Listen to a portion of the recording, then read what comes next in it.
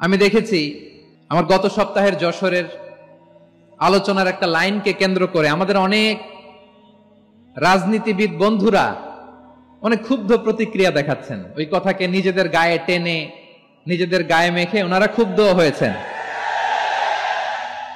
স্বাধীনতার পর থেকে শুধু শাসকের হাত বদল হয়েছে, আমরা কিছু পাই নাই, ঠিক কিনা বলেন?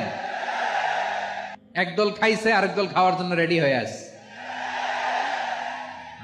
আমরা এরকম চাই না। প্রিয় ভাইয়েরা, আমি বলেছিলাম যে একদল খেয়ে গিয়েছে আরেক দল খাওয়ার জন্য রেডি হয়ে আছে। তো এখানে কি আমি কোন দলের নাম বলেছি? বাংলাদেশে 48টা প্রায় নিবন্ধিত রাজনৈতিক দল, কোন দলের নাম আমি বলিনি। কথাটাকে আমি জেনারেল রেখেছি। দায়ীদের বৈশিষ্ট্যই এটা, দায়ীরা জেনারেলি কথা বলে, যার যেই মেসেজ নেয়ার তারা সেখান থেকে নিয়ে নেয়।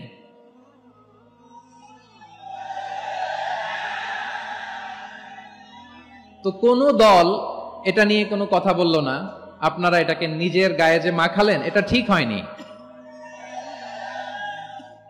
আমি বলবো যে এটা খুবই অনভিপ্রেত হয়েছে।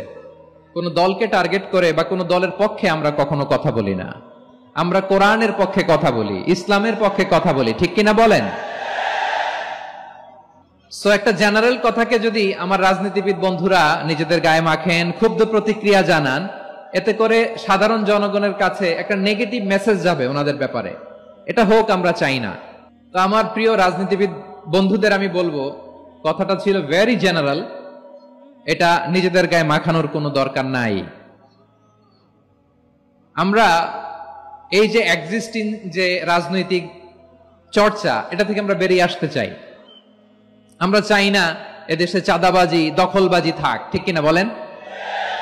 এদেশে কোনো দুর্নীতি থাক, টেন্ডারবাজি থাক, এগুলো আমরা চাই। আই হেট পলিটিক্স একটা জেনারেশন আছে, এই বেশিরভাগ জেন জি এরা আই হেট পলিটিক্স জেনারেশন, এরা পলিটিক্সকে পছন্দ করে না। তো কেন করে না, এর দায়ভার আমাদের আছে না নাই? আছে।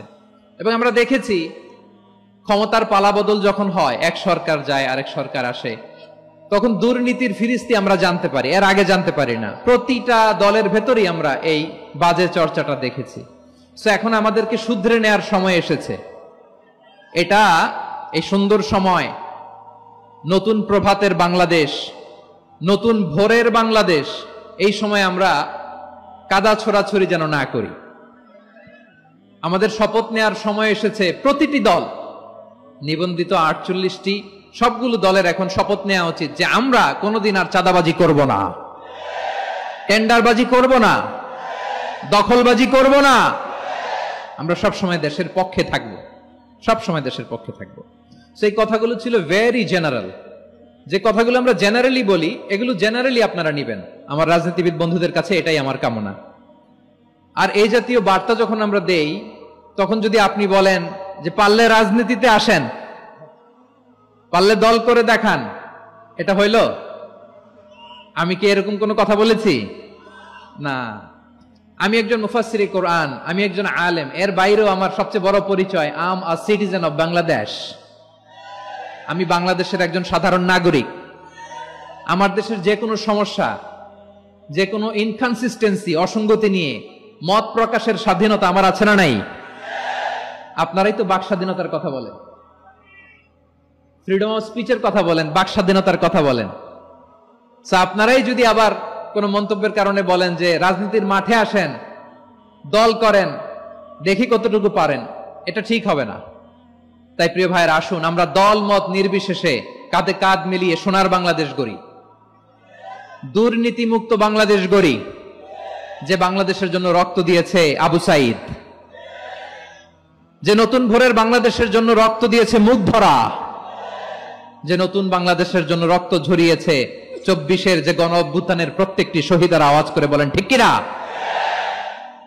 আল্লাহ তাআলা আমার দেশকে তুমি নিরাপদ করো, শান্তিময় করো।